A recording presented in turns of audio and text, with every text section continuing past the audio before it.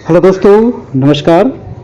आप सभी का बहुत बहुत स्वागत है हमारे यूट्यूब चैनल करियर परिवार में। मैं मुकेश कुमार आप सबका बहुत बहुत स्वागत करता हूं।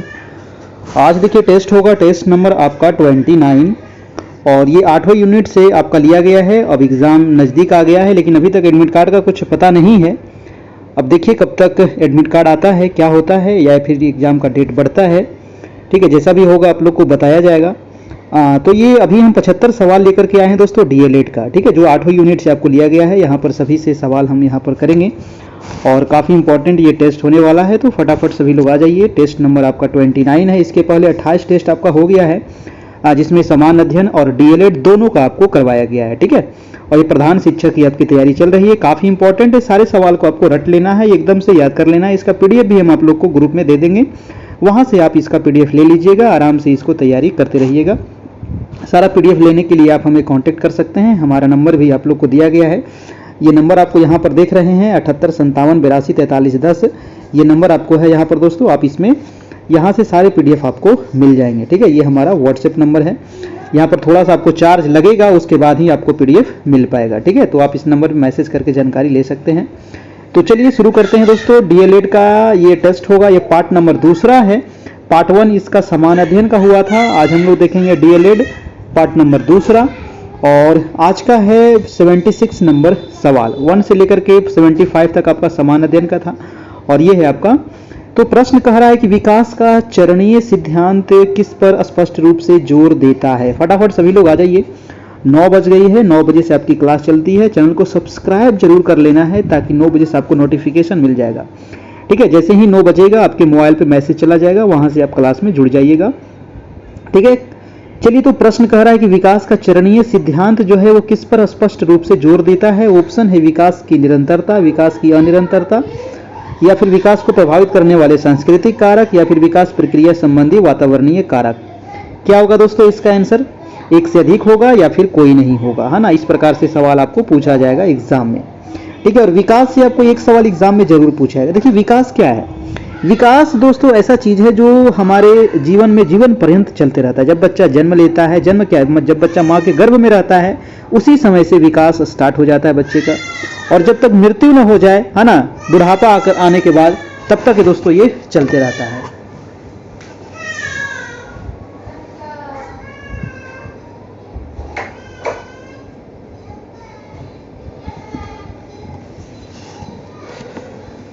ठीक है, तो ये है आपका विकास, है ना। विकास आपका जीवन पर्यंत चलते रहता है। तो यहां पर पूछ रहा था कि विकास का चरणीय सिद्धांत जो है किस पर स्पष्ट रूप से जोर देता है। तो विकास की निरंतरता और निरंतरता। क्या होगा आपका 76 का आंसर? बताइएगा 76 का आंसर क्या होगा? 76 का आंसर हो जाएगा, जी हाँ, ऑप्शन नंबर बी नंबर आपका। ठीक है, ऑप्शन नंबर आपका बी हो जाएगा यहां पर। ठीक है, चलिए अगला प्रश्न देखते हैं। प्रश्न नंबर है आपका 77 नंबर की। विकास से क्या तात्पर्य है दोस्तों, है ना। विकास से गुणात्मक परिवर्तन से, परिणात्मक परिवर्तन से, शारीरिक वृद्धि से, या फिर ज्ञानात्मक वृद्धि से। क्या होगा? विकास से क्या तात्पर्य है? देखिए विकास जो है ना, ये विकास से तात्पर्य जो है ये गुणात्मक परिवर्तन के साथ परिमाणात्मक परिवर्तन भी हो जाएगा आपका। ठीक है, तो गुणात्मक परिवर्तन तो होगा ही, इसके साथ साथ परिमाणात्मक परिवर्तन भी होगा। यानी कि आपका ए नंबर और बी नंबर दोनों यहां पर सही होगा। ऑप्शन नंबर आपका ई हो जाएगा आपका 77 का। नेक्स्ट प्रश्न है आपका 78 नंबर। बहुत सारे लोग कह रहे थे कि सर थोड़ा सा और फास्ट चलिए, है ना। फास्ट चलेंगे तो भैया आप समझ में नहीं आएगा, समझना भी तो जरूरी है ना। जब तक समझ में ही नहीं आएगा तो क्वेश्चन सिर्फ करने से क्या फायदा, है ना। जब तक देखिए आप भी एग्जाम हॉल में जब भी क्वेश्चन बनाते हैं तो क्वेश्चन को पहले समझिए। जब तक क्वेश्चन नहीं समझ में आएगा आप आंसर कहां से दे पाइएगा। क्वेश्चन अगर आप समझ गए हैं तो समझिए दोस्तों 50% आपका ऐसे ही सोल्व हो गया, है ना। फिर आप ऑप्शन से छाट सकते हैं। ठीक है, तो अगर एक बार में नहीं समझ में आता है तो 2 बार पढ़िए, है ना। और देखिए ये काफी बड़ा आपका क्वेश्चन दिया हुआ है, तो इस प्रकार के क्वेश्चन को आप लास्ट में देखने का प्रयास कीजिएगा, क्योंकि इस प्रकार के सवाल में थोड़ा सा समय लग जाता है ना। जो पहले हल्का हल्का लगे उसको बना लीजिए। ठीक है, प्रश्न कह रहा है कि बच्चों के व्यवहार को समझने के लिए विद्यार्थियों के घर के वातावरण का महत्वपूर्ण स्थान है तथा इससे प्राप्त सूचना को प्रभावशाली शिक्षा शास्त्र के निर्माण से जोड़ा जा सकता है। यह तथ्य अधिगम के किस सिद्धांत से संबंधित है? ऑप्शन है पारिस्थितिक, व्यवहारवादी, रचनावादी या फिर सामाजिक रचनावादी। देखिए इसका राइट आंसर हो जाएगा दोस्तों आपको पारिस्थितिकी, यानी कि ऑप्शन नंबर ए हो जाएगा। ठीक है, ऑप्शन नंबर यहां से ए हो जाएगा इसका आंसर। ठीक है, नेक्स्ट प्रश्न चलते हैं। प्रश्न नंबर है आपका 79 नंबर। फटाफट सभी लोग आ जाइए, वीडियो को लाइक कर दीजिएगा।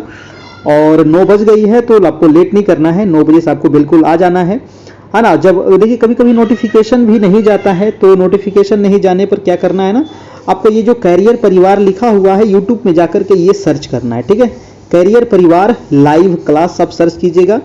अगर उस दिन क्लास हो रहा होगा और आपके मोबाइल पर अगर नोटिफिकेशन नहीं जाता है तो कैरियर परिवार आप सर्च कीजिएगा, मेरा चैनल आ जाएगा, वहां से आप उसमें जुड़ सकते हैं। ठीक है, कभी कभी ऐसा यूट्यूब के द्वारा प्रॉब्लम हो जाता है ना, कभी कभी भेजता है नेटवर्क की वजह से भी नहीं जा पाता है, या फिर कभी कभी हम ही आप लोग को ग्रुप में भेजते हैं, नेटवर्क इशू की वजह से आपके मोबाइल पे नहीं जा पाता है।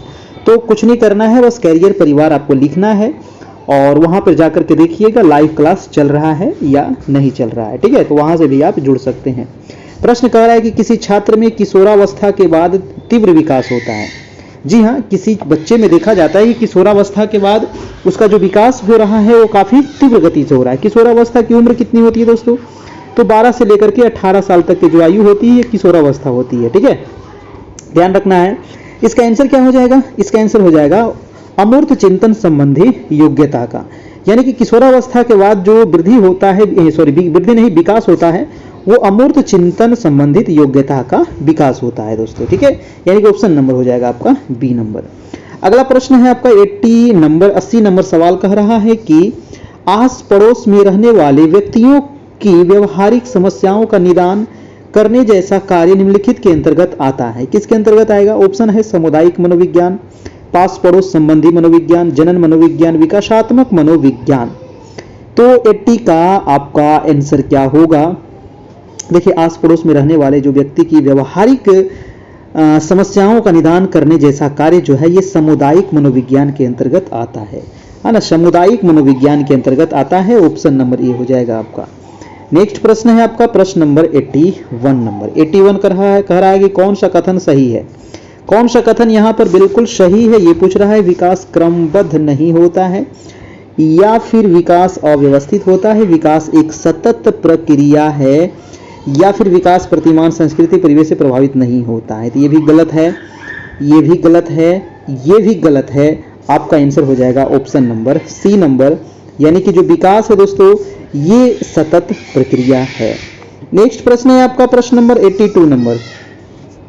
कह रहा है कि इनमें से कौन सी बच्ची मध्य बाल्यावस्था में होगा? मध्य बाल्यावस्था में कौन सा यहाँ पर होगा? मध्य बाल्यावस्था, मैंने कई बार आप लोग को बता चुका हूँ। मध्य बाल्यावस्था, पूर्व बाल्यावस्था है ना, उत्तर बाल्यावस्था, किशोरावस्था के बारे में, शैशवावस्था के बारे में। बताइए इसका आंसर क्या होगा? इसका आंसर क्या होगा? जल्दी से जवाब दीजिएगा। 82 का 82 का आपका आंसर क्या हो जाएगा दोस्तों? आंसर हो जाएगा कि मध्य बाल्यावस्था में होगा कौन सी बच्ची? तो राइट आंसर हो जाएगा आपका ऑप्शन नंबर डी, यानी कि एक बच्ची जो तार्किक रूप से तर्क कर सकती है और संरक्षण कर पाती है। ऑप्शन नंबर हो जाएगा डी नंबर, ये आएगा आपका मध्य बाल्यावस्था के समय। मध्य बाल्यावस्था जो माना जाता है ये 6 से लेकर के 12 साल तक की उम्र को माना जाता है मध्य बाल्यावस्था, ध्यान रखिएगा। अगला प्रश्न है दोस्तों आपका प्रश्न नंबर 83 नंबर।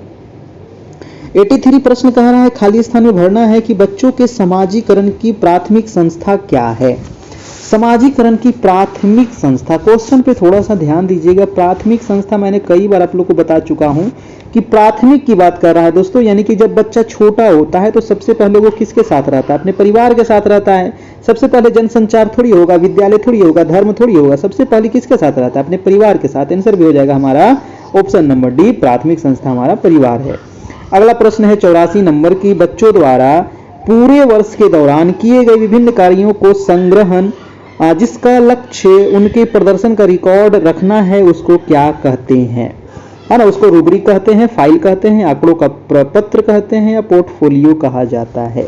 तो दोस्तों देखिए, बच्चों के द्वारा पूरे वर्ष के दौरान किए गए जो कार्य है उसका संग्रहण है ना, उसको कहा जाता है पोर्टफोलियो। ऑप्शन नंबर हो जाएगा डी नंबर। जी हाँ, ऑप्शन नंबर क्या हो जाएगा? D number. अगला प्रश्न है आपका 85 नंबर की बच्चों के प्राथमिक समाजीकरण के लिए कौन सी संस्था जिम्मेदार है?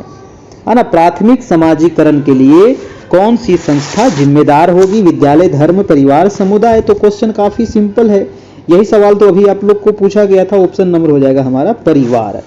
अगला प्रश्न है आपका 86 नंबर, थोड़ा सा मैं छोटा कर दूं, है ना। देखिए काफी क्वेश्चन बड़ा है, कोई बात नहीं है, दिख रहा है ना, ठीक है। 86 नंबर सवाल देखिएगा, निम्न में से कौन सा कथन बच्चों के संज्ञानात्मक विकास के विषय में जीन पियाजे और लेव वाइगोत्स्की के विचारों के बीच मुख्य अंतर दर्शाती है? देखिए क्वेश्चन पे कह रहा है संज्ञानात्मक विकास के विषय में, है ना, किसके किसके बीच में? तो जीन पियाजे महोदय और लेव वाइगोत्स्की के बीच में मुख्य अंतर क्या है? देखिए संज्ञानात्मक विकास का सिद्धांत के बारे में मैंने आप लोगों को डिटेल से पढ़ा चुका हूँ, है ना, और सारे 8 यूनिट हम डिटेल से पढ़ाए, लाइन बाय लाइन पढ़ाए। आप हमारे प्लेलिस्ट में जाकर के देख सकते हैं, 8 यूनिट लाइन बाय लाइन पढ़ाए हैं, सब्जेक्टिव पढ़ाए हैं, और 8 यूनिट का सब्जेक्टिव भी आपको नोट्स भी दिया गया है ना, उसको आप जरूर पढ़ते रहिएगा। शॉर्ट नोट्स भी आप लोग को दिया गया था 70 पेज वाला 8 यूनिट का, वो भी आप पढ़िएगा, है ना। चलिए तो इसका आंसर क्या होगा जो हमको बताना है? इसका आंसर हो जाएगा दोस्तों आपका ऑप्शन नंबर ए हो जाएगा, ठीक है। ऑप्शन नंबर ए हो जाएगा कि पियाजे जो है बच्चों के स्वतंत्र प्रयासों द्वारा जगत को अनुभव करने पर जोर देते हैं, जबकि जो वाइगोत्स्की है वो संज्ञानात्मक विकास की सामाजिक मध्यस्थ प्रक्रिया के रूप में देखते हैं, है ना। आंसर हो जाएगा आपका ए नंबर, दोनों में यही अंतर है। अगला प्रश्न है, प्रश्न नंबर है आपका 87 नंबर। 87 प्रश्न कह रहा है कि मूल्यांकन का केंद्र क्या होना चाहिए, है ना। बच्चों के मूल्यांकन का जो केंद्र है वो क्या होना चाहिए, सेंटर क्या होना चाहिए? तो फटाफट इसका ऑप्शन पढ़िए और जवाब दीजिएगा, इसका आंसर क्या होगा, जल्दी से जवाब देना है ना। आपको ऑप्शन पढ़ना है, फटाफट फटाफट जल्दी से आ जाइए सभी लोग। देखिए सब लोग लाइव क्लास में जुड़ा कीजिए, ठीक है, तो अच्छा लगता है थोड़ा सा, है कि नहीं। चलिए तो इसका आंसर क्या हो जाएगा, मूल्यांकन का केंद्र क्या होना चाहिए? तो मूल्यांकन का केंद्र होना चाहिए दोस्तों अधिगमकर्ता क्या और कैसे सीख रहा है इसका वर्णन करना, है ना। ऑप्शन नंबर हो जाएगा आपका डी नंबर, बिल्कुल सही। अगला प्रश्न है आपका 88 नंबर की बालक की रुचि विद्यालय में पढ़ाने के लिए क्या किया जाना चाहिए? ठीक है, बालक की रुचि विद्यालय पढ़ाने के लिए क्या किया जाना चाहिए? तो इसका आंसर क्या होगा, विद्यालय का वातावरण बालक के अनुकूल किया जाना चाहिए। बिल्कुल सही बात है ना। जब तक विद्यालय का वातावरण बालक के अनुकूल नहीं होगा बच्चे पढ़ेंगे ही नहीं, है ना। बालक को विद्यालय में रोक कर रखा जाना चाहिए, गलत है। बालक के माता पिता को विद्यालय आने से रोका जाना चाहिए, भी गलत है, ये भी गलत है। ऑप्शन नंबर दोस्तों आपका ए हो जाएगा, बिल्कुल सही जवाब। अगला प्रश्न है आपका 89 नंबर, कह रहा है कि विद्यालय में सभी छात्र नहीं खेल पाते, चाहे उनकी रुचि खेलों की तरफ हो, क्यों? है ना, विद्यालय में सभी छात्र नहीं खेल पाते, क्यों भैया? तो सभी विद्यालयों में खेल के मैदान का अभाव है। तो ये भी बात बिल्कुल सही है, सभी विद्यालय में खेल का मैदान नहीं है ना। क्या आपके मैदान में खेल का मैदान है? बहुत सारे ऐसे विद्यालय जिसके मैदान खेल का मैदान नहीं है ना, बताइएगा। आप लोग तो सभी टीचर हैं, तो सभी लोग तो स्कूल जाते होंगे डेली और 1:30 बजे वहां से निकलते होंगे, है ना। तो क्या आपके स्कूल में एक प्ले ग्राउंड है ना? बताइएगा। इसका आंसर क्या होगा 89 का आंसर हो जाएगा ए नंबर, यानी कि सभी विद्यालयों में खेल के मैदान का अभाव है। भैया हमारा स्कूल में तो हमारा बिल्डिंग ही नहीं है ना, हमारे बिल्डिंग ही नहीं है, क्या करिएगा। चलिए ऐसा भी नजारा है। अगला प्रश्न है आपका 90 नंबर प्रश्न है कि सामूहिक जीवन की निम्नलिखित विशेषताओं में अनिवार्य विशेषता कौन सी है? बताइएगा, सामूहिक जीवन की निम्नलिखित विशेषताओं में अनिवार्य विशेषता कौन सी है? 90 है सामाजिक संबंध, समानता, सहयोग, सामाजिक संनियंत्रण। 90 का आंसर हो जाएगा दोस्तों सामाजिक संबंध, है ना। सामाजिक संबंध जो है ये विशेषता अनिवार्य विशेषता है हमारा। अगला है 91 नंबर। 91 कह रहा है कि पंचपदीय पाठ योजना किसने प्रस्तुत की थी? मॉरिसन, फ्रॉवेल, हर्बर्ट या ब्रूनर? देखिए पंचपदीय पाठ योजना जो प्रस्तुत किया गया था ये किया गया था हर्बर्ट महोदय के द्वारा। आपका आंसर हो जाएगा सी नंबर दोस्तों, ठीक है, हर्बर्ट महोदय। नेक्स्ट प्रश्न है आपका 92 नंबर। 92 प्रश्न कह रहा है कि सृजनात्मकता एक शाखा है ना। सृजनात्मकता किसका शाखा है दोस्तों? औद्योगिक मनोविज्ञान का, शिक्षा मनोविज्ञान का, सामान्य मनोविज्ञान का या व्यक्तित्व का? देखिए सृजनात्मकता जो एक शाखा है दोस्तों ये व्यक्तित्व का एक शाखा है, ठीक है, याद रखना है, व्यक्तित्व का एक शाखा है, ठीक है। सृजनशील बालक किसको कहिएगा आप? सृजनशील बालक वह बालक है जो समस्या के समाधान हेतु क्या करता है? तो नवीन तरीकों से सोचता है ना, नए नए तरीकों से सोचता है, ठीक है, वो इस तरह के बालक में स्वतंत्र चिंतन होता है, जटिलता में रुचि होती है, उत्सुकता होती है, संवेदनशील गुण इसमें पाया जाता है। अगला प्रश्न है 93 नंबर की, हरलॉक महोदय के अनुसार बाल्यावस्था की आयु कितनी होती है? तो हरलॉक महोदय के अनुसार बाल्यावस्था की आयु जो होती है दोस्तों, ये 2 सप्ताह से लेकर के 2 वर्ष तक होती है। ठीक है, 2 सप्ताह से 2 वर्ष तक ये क्वेश्चन पूछा जा रहा है हरलॉक के द्वारा, ऑप्शन नंबर सी नंबर। अगला प्रश्न है 94 नंबर प्रश्न कह रहा है कि शिक्षकों को अपने विषय में पारंगत होना चाहिए, है ना, शिक्षकों को अपने विषय में पारंगत होना चाहिए, जिससे, सही बात है, अपने विषय में तो पारंगत होना ही पड़ेगा, है ना, नहीं होइएगा तो फिर पढ़ाइएगा कैसे? अब कोई इंग्लिश के मास्टर है, इंग्लिश नहीं पढ़ाएंगे तो फिर कैसे काम चलेगा, है ना। तो अपने विषय में पारंगत होना चाहिए, जिससे वे अपने को यथार्थ रूप से विश्लेषण कर सकते हैं, वैज्ञानिक ढंग से शिक्षा दे सकते हैं, मनोभाव को समझा सकते हैं, पारंगत होने का अच्छा वेतनमान मिलेगा। देखिए 94 का यहाँ जो आपका आंसर होगा दोस्तों, वो ऑप्शन नंबर ए हो जाएगा। ठीक है, अगला प्रश्न है आपका 95 नंबर। 95 कह रहा है कि शिक्षा में ICT का उपयोग करने के लिए कौन सा नुकसान हो सकता है? जी हाँ, ICT का उपयोग करने के लिए, मेरा बेटा इतना चिल्लाता है, इतना हल्ला करता है, देख रहे हैं ना, आवाज़ आप लोग को जा रहा होगा एकदम। एक सेकंड शांत नहीं रहता है। चलिए 95 का आंसर क्या होगा? शिक्षा में ICT का उपयोग करने के लिए कौन सा नुकसान हो सकता है? तो नुकसान तो हो सकता है भैया, गोपनीयता चोरी, है ना, गोपनीयता चोरी हो सकता है, ऑप्शन नंबर बी हो जाएगा आपका बिल्कुल सही। अगला प्रश्न देखिएगा, प्रश्न नंबर है आपका 96 नंबर, और देखिए आपको नंबर दिया गया है जहां से आप PDF ले लीजिएगा। समय अब ज़्यादा नहीं बचा है, जितना जल्दी हो सके आप इसको रिवीजन कर लीजिएगा, काफ़ी अच्छा रहेगा आपको एग्जाम के लिए। अगला प्रश्न देखिएगा 96 नंबर। 96 कह रहा है कि एक शिक्षक अपने छात्र को सीखने के लिए आंतरिक रूप से प्रेरित बने रहने के लिए कैसे प्रोत्साहित कर सकता है? बताइए, एक शिक्षक जो है अपने छात्र को सीखने के लिए आंतरिक रूप से प्रेरित बने रहने के लिए कैसे प्रोत्साहित करेगा भैया? तो ऑप्शन है आपको दुश्चिंता और भय पैदा करके, प्रतिस्पर्धा परीक्षण द्वारा, तो भय तो पैदा करना नहीं है, व्यक्तिगत नैपुण्य लक्ष्यों को निर्धारित करने में उसका सहयोग दे करके व्यक्तिगत वास्तविक इनाम भी देना है। ऑप्शन नंबर देखिए यहाँ पर 96 का क्या होगा? 96 का आंसर हो जाएगा आपका सी नंबर, है ना, व्यक्तिगत नैपुण्य लक्ष्यों को निर्धारित करने में उनके सहयोग दे करके। ठीक है, नेक्स्ट प्रश्न है आपका 97 नंबर। जब बच्चे गलतियां करते हैं तो क्या होता है ना? जब बच्चे गलतियां करते हैं तो उन्हें कक्षा में महत्व नहीं देना चाहिए, बिल्कुल गलत है ना, ऐसा बात नहीं करना चाहिए। ऑप्शन बी नंबर है कि उन्हें कार्य को बार बार दोहराने के लिए कहना चाहिए जब तक कि वे गलतियां करना छोड़ ना दे, ये भी गलत है। उन्हें कक्षा के एक अलग खंड बैठाना चाहिए, ये भी गलत है। शिक्षक को बच्चे की सोचने समझने की प्रक्रिया को समझने के लिए उनके साथ चर्चा करनी चाहिए। जी हाँ, ऑप्शन नंबर डी आपका बिल्कुल ठीक हो जाएगा। अगला प्रश्न है आपका 98 नंबर। 98 सवाल कर रहा है दोस्तों कि अनुसूचित जातियों और जनजातियों यानी कि SC और ST से जुड़े बच्चे प्रथम पीढ़ी विद्यालय गामी लड़कियां और दिव्यांग बालक की शिक्षा की पहुंच के संदर्भ में कौन से स्तर पर है दोस्तों? प्रतिकूल है, अनुकूल है, समान है, प्राधिकृत है, क्या होगा? 98 का आंसर हो जाएगा आपका ए नंबर, प्रतिकूल, है ना, प्रतिकूल। अगला प्रश्न देखिएगा, प्रश्न नंबर 99 नंबर। 99 प्रश्न कह रहा है कि एक समावेशी कक्षा में सहयोगात्मक प्रणाली और सहयोजन अधिगम को अत्यधिक हतोत्साहित करना चाहिए? नहीं, हतोत्साहित तो नहीं करना चाहिए, सक्रियता से प्रोत्साहित करना चाहिए, हाँ ये हो सकता है।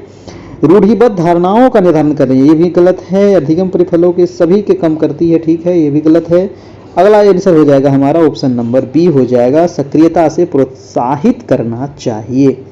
ठीक है, चलिए 99 का बी हो गया। अगला हम लोग शतक लगाने वाले हैं। 100 नंबर प्रश्न देखिएगा, कह रहा है कि अध्यापक को अपनी कक्षा में सुविधा वंचित वर्ग से आने वाले बच्चों के लिए क्या करना चाहिए? सुविधा वंचित वर्ग से आने वाले बच्चों के लिए क्या करना चाहिए दोस्तों? अध्यापक को अपनी कक्षा में क्या होगा 100 प्रश्न का ऑप्शन कह रहा है कि विद्यालय से बाहर अतिरिक्त मदद लेने के लिए कहना चाहिए, विद्यालयोों के लिए विशेष अनुभाग बनाने चाहिए, योग्यता आधारित समूह बनाने चाहिए, या सहयोगात्मक समूह बनाने चाहिए जो अधिगम के संवर्धन के लिए समूह विविधता का इस्तेमाल कर सके। जी हाँ दोस्तों, तो डी नंबर आपका यहाँ से बिल्कुल ठीक हो जाएगा।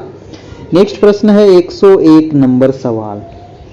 101 कह रहा है कि शारीरिक चुनौती, है ना, प्रश्न कह रहा है कि शारीरिक चुनौती अनुभव करने वाले विद्यार्थियों के समावेशन हेतु क्या जरूरी है। बताइए, शारीरिक चुनौती अनुभव करने वाले विद्यार्थियों के समावेशन हेतु क्या जरूरी है। तो ऑप्शन है मानकीकृत पाठ्यक्रम, आधारभूत अभिगम्यता, अधिकारियों का स्पष्ट दृष्टिकोण या विशेष स्कूलों में स्थापन।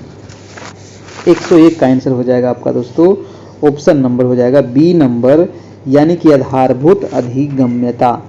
ठीक है, अगला प्रश्न है आपका ऑप्शन नंबर 102 नंबर प्रश्न कह रहा है कि इनमें से कौन सी विधि समावेशन के अनुरूप नहीं है ना। कौन सी विधि जो है वो समावेशन के अनुरूप नहीं है। क्या होगा, विधि को सराहना और महत्व देना नहीं पूछ रहा है, ध्यान देना है दोस्तों। विधि को सराहना महत्व देना ठीक है। सब बच्चे में स्वाभिमान और सीखने के लिए आत्मविश्वास बढ़ाना ठीक है। शारीरिक सामाजिक और प्रवृत्ति संबंधी बाधाओं को दूर करना, ये भी ठीक लग रहा है। अगला है श्रवण अक्षमता वाले बच्चों के लिए अलग विद्यालय का प्रावधान। देखिए धरा गया ना, तो अलग विद्यालय नहीं करना है, सबको साथ में ही समावेशी शिक्षा देना है ना। समावेशन के बारे में पूछ रहा था, यानी कि समावेशी शिक्षा के बारे में।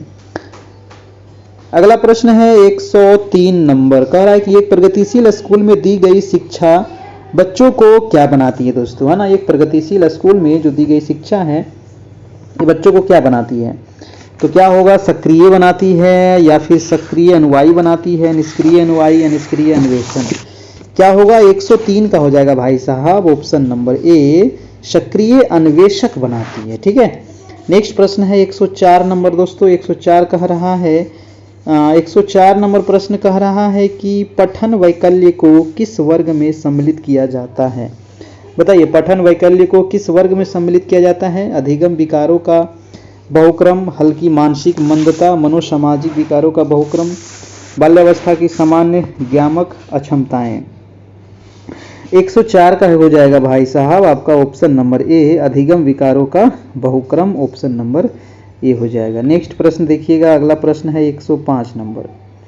105 नंबर सवाल है कि निम्नलिखित में से कौन सा छिपी हुई विकलांगता का एक उदाहरण है। बताइए, छिपी हुई विकलांगता, छिपी हुई विकलांगता का उदाहरण क्या होगा। ऑटिज्म, ADHD, द्विध्रुवीय अंधापन। तो छिपी हुई विकलांगता कह रहा है दोस्तों। देखिए, छिपी हुई विकलांगता यहाँ पर कौन सा दिख रहा है, ऑटिज्म, है ना। ऑप्शन नंबर ए हो जाएगा ऑटिज्म। ठीक है, ऑटिज्म को ही स्वलीनता भी कहा जाता है ना। स्वलीनता क्या है, तो एक ऐसी विकृति है जिसमें पीड़ित व्यक्ति को दूसरे से संबंध स्थापित करने में दिक्कत आती है। यह आसानी से पता नहीं चलता है, इसीलिए ऑप्शन नंबर ए हो जाएगा, क्योंकि छिपी हुई विकलांगता पूछ रहा था। अगला प्रश्न है 106 नंबर, विविधता। जी हाँ, विविधता के बारे में बताना है कि विविधता देने के लिए, विधि बनाने के लिए, स्थिति या गुणवत्ता की निष्पक्षता के लिए, सौदे में निष्पक्षता के लिए, है ना, क्या होना चाहिए, समानता, अपक्षपात, समावेश या पक्षपात। यहाँ पर आंसर होना चाहिए दोस्तों आपका ऑप्शन नंबर बी, अपक्षपात, है ना, अपक्षपात होना चाहिए, ऑप्शन नंबर बी हो जाएगा। तो अगला प्रश्न देखिएगा 107 नंबर। 107 नंबर कह रहा है कि बौद्धिक रूप से भिन्न बालक नहीं है ना। बौद्धिक रूप से भिन्न बालक कौन सा नहीं है, शैक्षिक रूप से पिछड़ा, या फिर सृजनात्मक, या फिर प्रतिभावान, या फिर वंचित बालक। 107 का क्या होगा, 107 का कौन सा दोस्तों बौद्धिक रूप से भिन्न बालक नहीं है, तो ऑप्शन हो जाएगा वंचित बालक। वंचित बालक जो है ये बौद्धिक रूप से भिन्न बालक में नहीं आएगा दोस्तों, है ना, ऑप्शन नंबर डी हो जाएगा। अगला प्रश्न है 108 नंबर कि वाइगोत्स्की के सिद्धांत के अनुसार सहायक खोज किसमें सहायक है ना। वाइगोत्स्की के सिद्धांत के अनुसार सहायक खोज किसमें सहायक है। 108 का आंसर हो जाएगा सहपाठी सहयोग। ठीक है, सहपाठी सहयोग में ये सहायक होता है, ऑप्शन नंबर आपका बी हो जाएगा। अगला प्रश्न है 109 नंबर की सृजनशील बालक के गुण होते हैं, है ना। सृजनशील बालक के किस प्रकार का गुण होते हैं, तो वे दूसरे के निर्णय पर निर्भर करते हैं। नहीं, ऐसा बात नहीं है, सृजनशील बालक दूसरे पर निर्भर नहीं रहते हैं। अगला है कि वे नेतृत्व की क्षमता रखते हैं। जी हाँ, ये ठीक है। वे दूसरे के अनुयायी होते हैं, ये भी गलत है। वे जटिल समस्या में अरुचि रखते हैं, ये भी गलत है। ऑप्शन नंबर आपका क्या हो जाएगा? बी नंबर हो जाएगा। चारों ऑप्शन पढ़िएगा जरूर, तभी आप आंसर दीजिएगा, नहीं तो गलत होने का चांस ज़्यादा रहेगा। अगला प्रश्न है 110 नंबर की, अधिगम निःशक्त बालकों की पहचान सर्वप्रथम किस आधार पर करनी चाहिए? दोस्तों, अधिगम निःशक्त बालकों की पहचान जो है सर्वप्रथम किस आधार पर करनी चाहिए? उनके रूप रंग के आधार पर, बुद्धि परीक्षण के आधार पर, दृष्टि परीक्षण के आधार पर, श्रवण परीक्षण के आधार पर। 110 का आंसर हो जाएगा आपका बुद्धि परीक्षण के आधार पर करनी चाहिए। ऑप्शन नंबर हो जाएगा आपका बी नंबर। अगला प्रश्न है आपका 111 की, शिक्षक का बालकों के समाजीकरण में योगदान में सबसे महत्वपूर्ण कारक कौन सा है ना? समाजीकरण के योगदान में सबसे महत्वपूर्ण क्या होगा? जानकारी, व्यवहार, व्यक्तित्व या शिक्षा? 111 का आंसर हो जाएगा दोस्तों, सबसे महत्वपूर्ण कह रहा है वो हो जाएगा आपका समाजीकरण में व्यवहार सबसे महत्वपूर्ण आएगा। ऑप्शन नंबर आपका सी नंबर हो जाएगा। अगला प्रश्न देखिएगा, फटाफट आप लोग भी अपना अपना कमेंट करते चलिएगा और लास्ट में बताइएगा कि आपने कितना सही किया है ना। 50 सही किए तो 50/75 कमेंट करना है, या फिर 60 सही हुआ, या 30 सही हुआ, 40 सही हुआ, 42 सही हुआ, 45 सही हुआ, कितना हुआ? प्रश्न है कि प्रभावशाली नेतृत्व के मूल गुण कौन से हैं? ठीक है, प्रभावशाली नेतृत्व के मूल गुण पूछ रहा है, तो मूल गुण क्या होगा?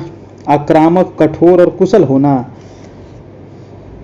या फिर आसान, सहानुभूति और लोकप्रिय होना?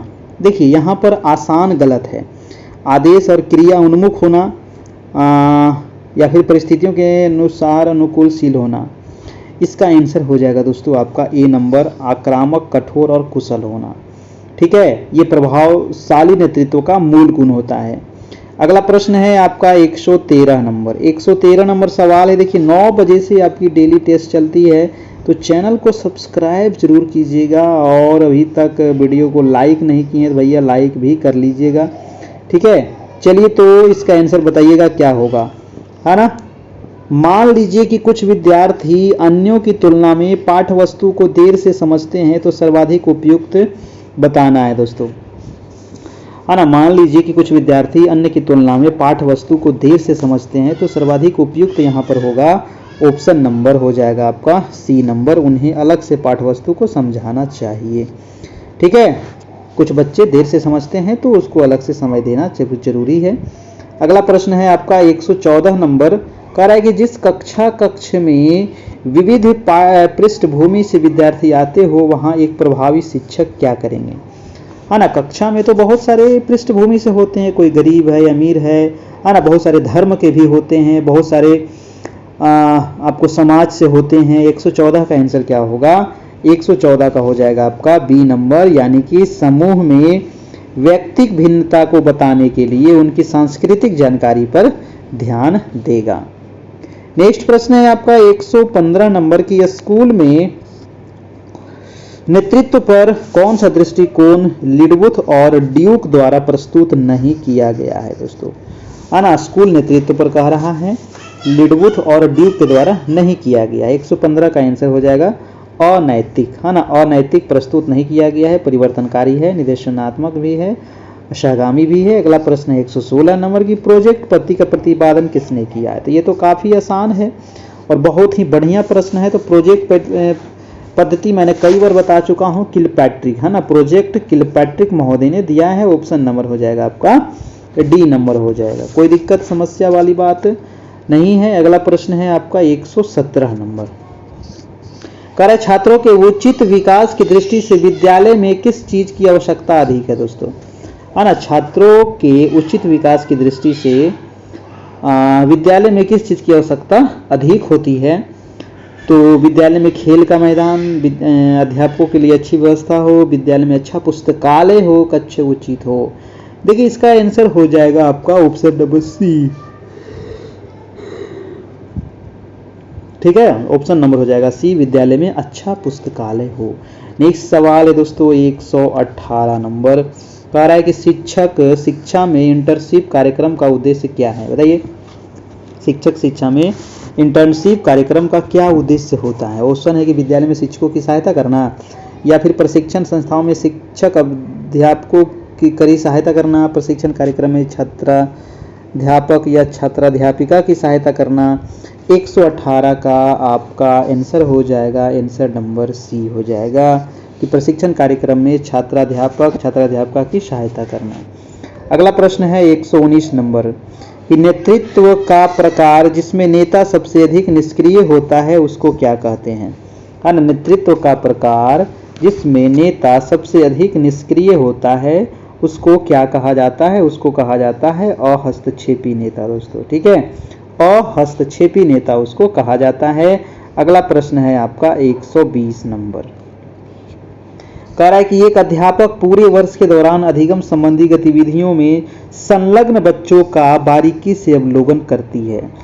ठीक है, उनके कामों उनके कर्मी नमूनों का संकलन करती है और उनके कर्म के नमूनों का संकलन करती है और प्रत्येक बच्चों के लिए अवलोकन डायरी भी रखती है। तो इस प्रकार का मूल्यांकन क्या कहलाता है ना? मानक एवं एक रूप मूल्यांकन या फिर संकलनात्मक एवं अध्यापक केंद्रित, सतत एवं समग्र, मानक आधारित एवं संदर्भ युक्त। 120 का आंसर हो जाएगा सतत एवं समग्र मूल्यांकन। ठीक है, सतत एवं समग्र मूल्यांकन इसको कहा जाता है। अगला प्रश्न है 121 नंबर, 121 कह रहा दोस्तों कि कक्षा में व्यक्तिगत भिन्नताओं को संभालने हेतु एक प्राथमिक शिक्षिका को क्या करना चाहिए? बताइए, कक्षा में व्यक्तिगत भिन्नताओं को संभालने के लिए प्राथमिक शिक्षिका को क्या करना चाहिए? है ना, ध्यान दीजिएगा क्वेश्चन पर। ऑप्शन है आपका कि कक्षा में सबके लिए कड़े नियम बनाने चाहिए और उसकी अवज्ञा करने वाले बच्चों को दंडित करना चाहिए। बिल्कुल गलत है। प्राथमिक स्तर पर पेपर पेंसिल आधारित मानक परीक्षण का उपयोग करना चाहिए, या फिर सभी के लिए समान पाठ्यक्रम और अधिगम की गति निर्धारित करनी चाहिए, या फिर विद्यार्थियों को अधिगम के विविध अवसर प्रदान करने चाहिए। जी हाँ, तो यहाँ पर आंसर हो जाएगा दोस्तों आपका डी नंबर की विद्यार्थियों को अधिगम के विविध अवसर प्रदान करने चाहिए। अगला प्रश्न है 122 नंबर, प्रश्न कि जब छात्र एक व्यवहार को अवलोकन द्वारा सीखते हैं तो इस प्रक्रिया का प्रथम चरण क्या होता है? दोस्तों, जब छात्र जो है एक व्यवहार को अवलोकन द्वारा सीखते हैं तो इस प्रक्रिया का प्रथम चरण क्या होगा? ऑप्शन है कि प्रतिमान की क्रियाओं को याद रखना, या फिर प्रतिमान पर ध्यान केंद्रित करना, या फिर अपने द्वारा अनुकरण किए गए व्यवहार का आकलन करना, या प्रतिमान के व्यवहार का दोहराना और अभ्यास करना। 122 का आपका आंसर क्या होगा? 122 का आंसर हो जाएगा प्रतिमान पर ध्यान केंद्रित करना। ऑप्शन नंबर आपका बी नंबर हो जाएगा दोस्तों। नेक्स्ट प्रश्न है आपका 123 नंबर, 123 नंबर है कि कक्षा 3 के छात्रों को संचार के माध्यम विषय पढ़ाते समय दिव्या अपने छात्रों में अन्वेषण को प्रोत्साहित करने के लिए कौन सी नीतियों का उपयोग करेगी? है ना, कौन सी नीतियों का उपयोग करेगी ये बताना है आपको। ठीक है, कक्षा 3 की बात कर रहा है।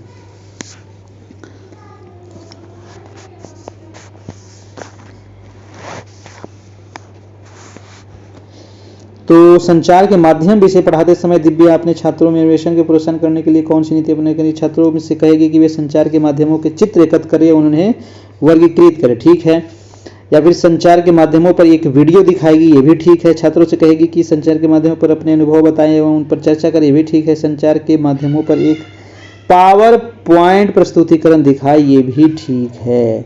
तो यहाँ पर सारे ठीक है।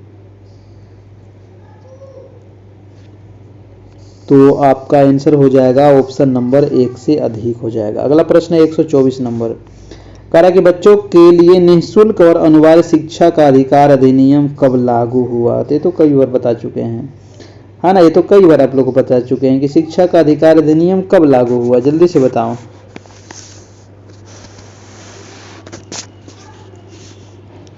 किसके लिए लागू, अच्छा ये किसके लिए लागू हुआ ये पूछ रहा है।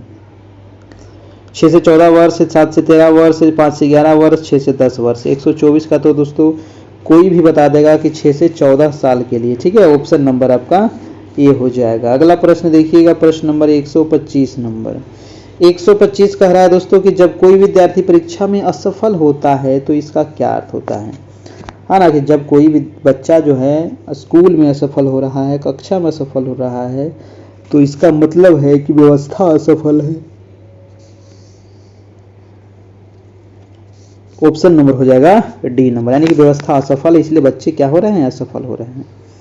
अगला प्रश्न है आपका 126 नंबर।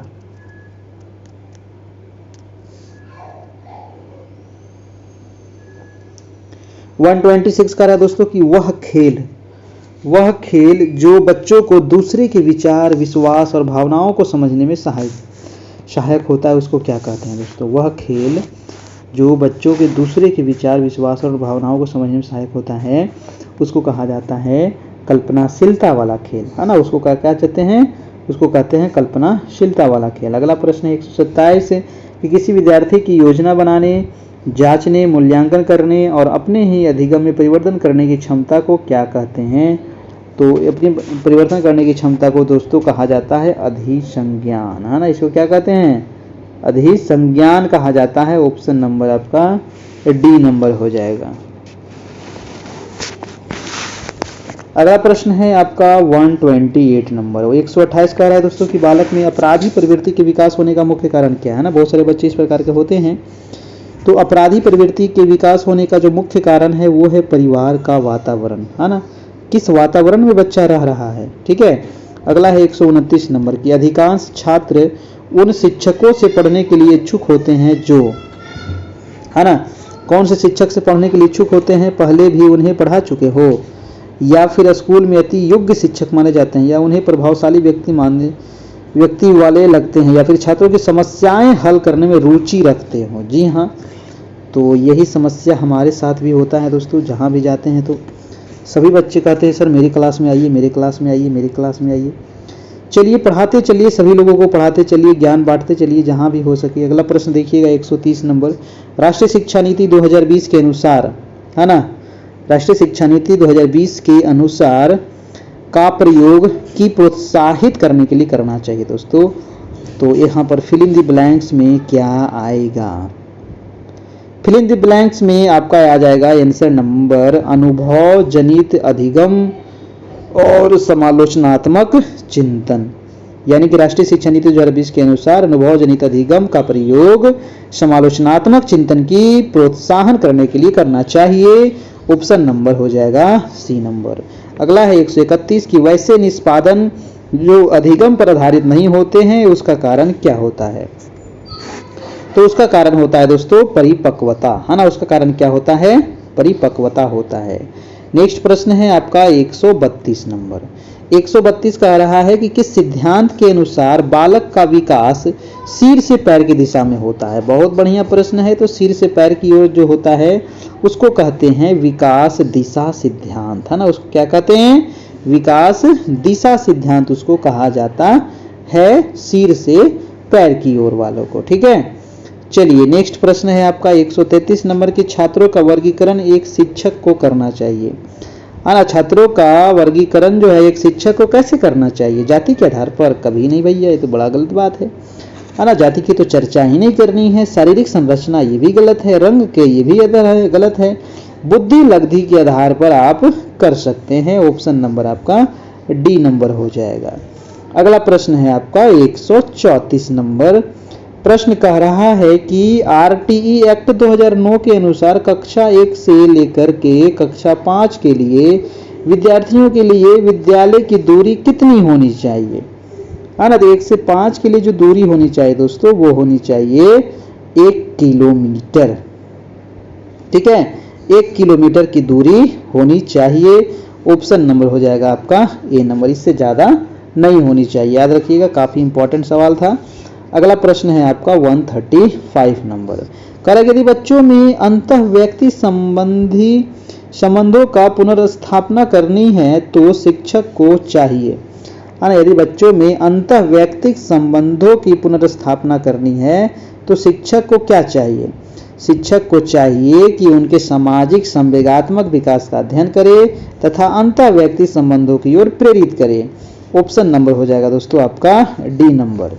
इसका रिवीजन आप जरूर करते रहिएगा, काफी फायदा करेगा आपको। एग्जाम में डायरेक्ट क्वेश्चन यहां से लड़ेगा आपका। प्रश्न कह रहा है कि निम्नलिखित विचारकों में से कौन शिक्षा को मानव निर्माण की प्रक्रिया के रूप में स्वीकार किया है?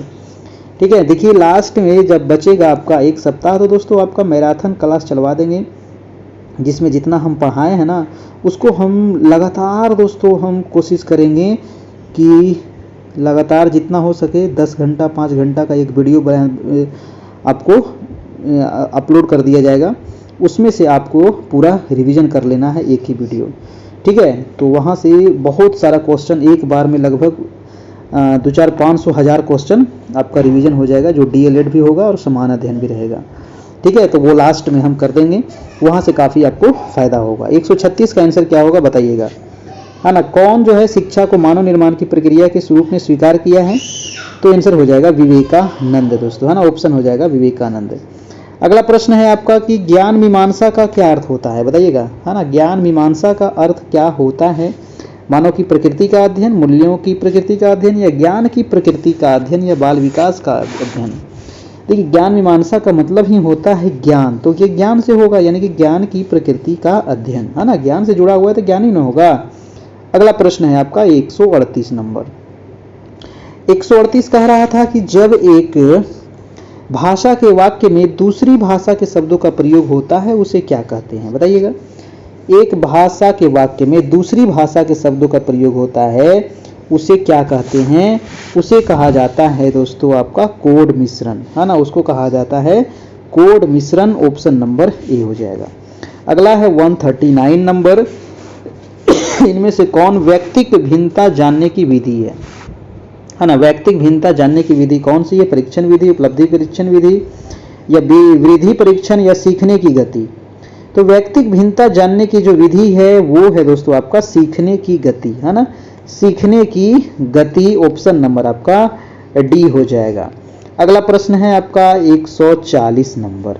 140 कह रहा है कि बिहार शिक्षा परियोजना के प्रोग्राम ऑफ एक्शन संबंधी कार्य नीतियों में कौन शामिल है बताइएगा, है ना। बिहार शिक्षा परियोजना के प्रोग्राम ऑफ एक्शन संबंधी कार्य नीतियों में कौन शामिल है, तो 140 का हो जाएगा आपका प्राथमिक विद्यालयों के निर्माण एवं शिक्षकों की भर्ती, ठीक है। विद्यालयों में शिक्षण सामग्री एवं शिक्षण प्रशिक्षण, महिला समख्या एवं सहभागी कार्यान्वयन पर बल देना, छात्र शिक्षक अनुपात को सुदृढ़ करना, यानी कि आंसर हो जाएगा 1 से अधिक हो जाएगा। ये सभी सही है दोस्तों, है ना। ABCD चारों हो जाएगा आपका, ठीक है, बिहार शिक्षा परियोजना प्रोग्राम के अंतर्गत। अगला है 141 नंबर की प्राइवेट शिक्षण केंद्रों का मुख्य उद्देश्य क्या होता है बताइएगा। प्राइवेट शिक्षण केंद्रों का मुख्य उद्देश्य परीक्षा पास कराना या फिर धन अर्जित करना। जी हाँ, क्या होगा, या फिर छात्रों की कमी को पूरा करना, या संसाधन युक्त विद्यालय का निर्माण करना। देखिए प्राइवेट शिक्षण केंद्रों का मुख्य उद्देश्य जो होता है वो यहाँ पर 1 से अधिक, यहाँ पर आंसर हो जाएगा, है ना। 1 से अधिक हो जाएगा। यहाँ पर क्या हो जाएगा, धनोपार्जन करना तो खैर होता ही है, धन अर्जित करना तो होता ही है, छात्रों की कमी को पूरा करना ये भी ठीक है, संसाधन युक्त विद्यालय का निर्माण करना ये भी ठीक है, यानी कि इसका जो आंसर हो जाएगा वो 1 से अधिक हो जाएगा, है ना। इस प्रकार के सवाल का जो आंसर होता है वो 1 से ज़्यादा ही होता है। अगला प्रश्न देखिएगा दोस्तों 142 नंबर। 42 कह रहा है कि किस समाजशास्त्री ने समाज तथा संस्कृति के संरक्षण में शिक्षा प्रणाली की भूमिका पर बल दिया है ना। तो समाज तथा संस्कृति के संरक्षण में शिक्षा प्रणाली की भूमिका पर बल दिया है वो कौन है, तो उनका नाम है दोस्तों इमाइल दुर्खिम, है ना। ऑप्शन नंबर हो जाएगा आपका ए नंबर दोस्तों, इमाइल दुर्खिम उनका नाम है। तो समाजशास्त्री हैं, उन्होंने ही समाज तथा संस्कृति के संरक्षण में शिक्षा प्रणाली की भूमिका पर जोर दिया था, ठीक है। और ये फ्रांस के दोस्तों, है ना, ये फ्रांस के थे। अगला है 143 नंबर की चरित्र का विकास होता है। चरित्र का विकास कैसे होता है, इच्छा शक्ति के द्वारा होता है या फिर आपका बर्ताव या व्यवहार के द्वारा, नैतिकता के द्वारा, धन के द्वारा। देखिए यहाँ भी दोस्तों आपको चरित्र का विकास में किसी एक चीज़ का योगदान नहीं, बहुत सारी चीज़ों का योगदान होता है। इच्छा शक्ति भी होनी चाहिए, नैतिकता भी होनी चाहिए, धन भी होना चाहिए, यानी कि 1 से अधिक इसका भी आंसर हो जाएगा, है ना। वर्ताव व्यवहार भी होना चाहिए, है कि नहीं। अगला प्रश्न देखिएगा 144 नंबर सवाल कह रहा है कि कौन से गुण अच्छे मानसिक स्वास्थ्य के नहीं होते, है ना। कौन से गुण अच्छे मानसिक स्वास्थ्य के नहीं होते हैं, तो ऑप्शन कह रहा है कि नियमित जीवन एवं संवेगात्मक परिपक्वता, या फिर दोस्तों आत्मविश्वास एवं सहनशीलता, या बहुत विनीत, स्वयं में सीमित, या फिर वास्तविकता की स्वीकृति, स्व मूल्यांकन की योग्यता। क्या हो जाएगा? कौन दोस्तों अच्छे गुण में मानसिक स्वास्थ्य के नहीं है? नहीं पूछ रहा था, ऑप्शन हो जाएगा बहुत विनीत, स्वयं में सीमित। ये वाला दोस्तों आपका गलत है, ऑप्शन नंबर सी हो जाएगा। अगला है 145 नंबर। 145 कह रहा है कि उन विद्यार्थियों के सफल समावेशन के लिए जिन्हें दृष्टिबाधिता है, एक शिक्षिका को क्या करना चाहिए? शिक्षिका को क्या करना चाहिए? आसपास की चित्र रूपी सामग्री में मौखिक स्पष्टीकरण जोड़े, या फिर इन विद्यार्थियों को हस्तलिखित नोट्स दे, या फिर विषय वस्तु को पढ़ने के लिए केवल ब्लैक बोर्ड का प्रयोग करे, या फिर उन्हें स्कूल के एक अलग संकाय में दाखिला दे। का दोस्तों उन विद्यार्थियों के सफल समावेशन के लिए उन्हें दृष्टिबाधिता है, तो एक शिक्षिका को क्या करनी चाहिए? 45 का आंसर क्या होगा दोस्तों? दृष्टिबाधित है ना, दृष्टिबाधित है तो उन्हें स्कूल के एक अलग संकाय में दाखिला दे, है ना, जहां पर इस प्रकार की व्यवस्था हो, है ना, दृष्टिबाधित बच्चे को सिखाया जा सके।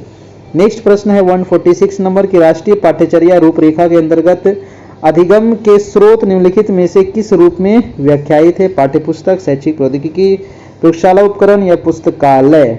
146 का हो जाएगा दोस्तों आपका पुस्तकालय। ठीक है, ऑप्शन नंबर आपका डी हो जाएगा। राष्ट्रीय पाठ्यचर्या रूपरेखा के अंतर्गत अधिगम के स्रोत में क्या आ जाएगा? पुस्तकालय। अगला प्रश्न है आपका 147 नंबर। 147 कह रहा है कि लियो वाइगोत्स्की की संज्ञानात्मक विकास का सिद्धांत किससे संबंधित है? ना, तो संज्ञानात्मक विकास का सिद्धांत जो संबंधित है वो किससे संबंधित होगा? कई बार आप लोग को वाइगोत्स्की के बारे में बता चुके हैं, तो ये हो जाएगा दोस्तों आपका ऑप्शन नंबर ए नंबर, यानी कि सामाजिक सांस्कृतिक दृष्टिकोण पर यह आधारित होता है ना। ऑप्शन नंबर क्या हो जाएगा? ए हो जाएगा। अगला प्रश्न है आपका 148 नंबर की, NCFTE का अर्थ क्या होता है? ना, NCFTE का अर्थ क्या होता है? इसका जो अर्थ होता है शिक्षक शिक्षा के लिए राष्ट्रीय पाठ्यक्रम ढांचा। ठीक है, यानी कि आंसर हो जाएगा दोस्तों आपका ऑप्शन नंबर बी, शिक्षक शिक्षा के लिए राष्ट्रीय पाठ्यक्रम रूपरेखा कहिए या फिर ढांचा कहिए, ऑप्शन नंबर बी हो जाएगा, है ना। NCFTE उस ढांचे को संदर्भित करता है जो भारत में शिक्षक शिक्षा के लिए पाठ्यक्रम और दिशा निर्देशों की रूपरेखा तैयार करता है दोस्तों। और नेक्स्ट प्रश्न है आपका 149 नंबर, काफी यहाँ पर गंदा है, चलिए कोई बात नहीं, हम इसको आपको बता देता हूं। तो कौन सी घटना है जो सामाजिक सांस्कृतिक घटकों की श्रेणी में आता है और वो विकास को प्रभावित करता है दोस्तों, है ना। वो विकास को प्रभावित करता है स्कूली माहौल, तांत्रिक संबंधी विकार, जैविक प्रवृत्तियां यानी अनुवंशिक बनावट।